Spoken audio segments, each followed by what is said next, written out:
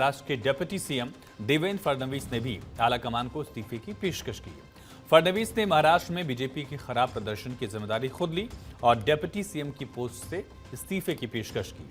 उन्होंने कहा कि महाराष्ट्र में बीजेपी को जो झटका लगा है उसकी पूरी जिम्मेदारी वो खुद लेते हैं।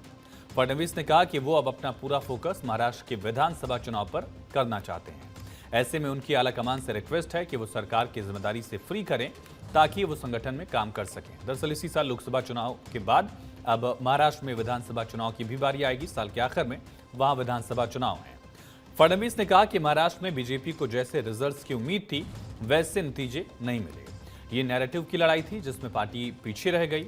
देवेंद्र फडणवीस ने कहा कि भले ही महाराष्ट्र विकास आघाड़ी को महाराष्ट्र में 30 सीटें मिल गई हों, लेकिन वोट शेयर बराबर ही रहा। क्या कहा उन्होंने, सुनते हैं।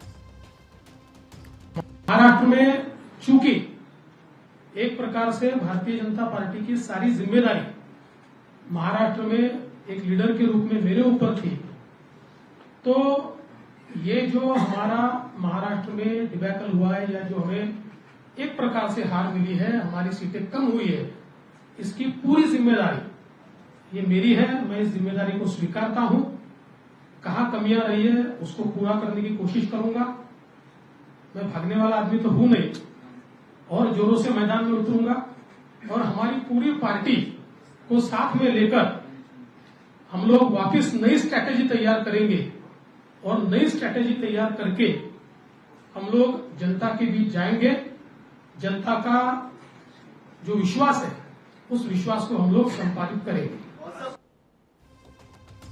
तो इस बार बीजेपी महाराष्ट्र में 29 सीटों पर चुनाव लड़ी थी, लेकिन सिर्फ 9 पर ही जीत सकी। दो एनडीए के साथी दलों यानी कि शिवसेना शिंदे गुट को 7, जबकि एनसीपी के अजित पवार गुट को सिर्फ महज 1 सीट पर ही जीत मिल सकी। यानी कुल मिलाकर महाराष्ट्र में एनडीए को 17 सीटें 48 में से मिली हैं, जबकि महाविकास आघाड़ी ने 30 सीटों पर जीत दर्ज की है। और पिछली बार के आंकड़ों से अगर कंपेयर करें हम तो महाराष्ट्र में पिछली बार बीजेपी और शिवसेना साथ थे और पिछली बार बीजेपी ने 25 में से 24 सीटों पर जीत दर्ज की थी, जबकि एनडीए ने भी 48 में 41 सीटों पर जीत हासिल की थी। लेकिन इस बार बीजेपी की जगह 16 सीटें जहां गई हैं, वहीं एनडीए को भी इसका भारी नुकसान उठाना पड़ा है। और महाराष्ट्र में हुए नुकसान का सीधा असर बीजेपी की फाइनल टैली पर साफ नजर आ रहा है।